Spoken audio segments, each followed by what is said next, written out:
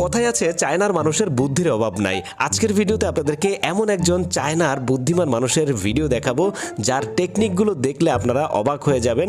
আমি তার নাম ভালোবেসে দিয়েছি মদন টাক। আর এই মদন টাকের অনেকগুলো টেকনিক আপনাদেরকে আজকে দেখাবো। সে সারাদিন দৈনন্দিন কাজের জন্য যে টেকনিকগুলো ব্যবহার করে, টেকনিকগুলো দেখলে আপনারা অনেক মজাও পাবেন এবং অনেক কিছু শিখতেও পারবেন। শুরুতেই দেখেন এখানে কি করেছে, 5 লিটারের একটা বোতল কেটে মাল্টিপ্লাগ বানিয়েছে। দোকান থেকে মাল্টিপ্লাগ কিনে আনা লাগে নাই। তারপরে এইখানে দেখেন অনেক উঁচুতে একটা লাইট লাগাতে হবে, তার জন্য দেখেন এই টেকনিকটা ব্যবহার করেছে। এরপরে দেখেন এখানে চাকা ঘুরিয়ে কাপড় চিপড়ানো হচ্ছে আর কি, মানে কম কষ্টে যেন কাপড় চিপড়ানো যায় সেই ব্যবস্থা।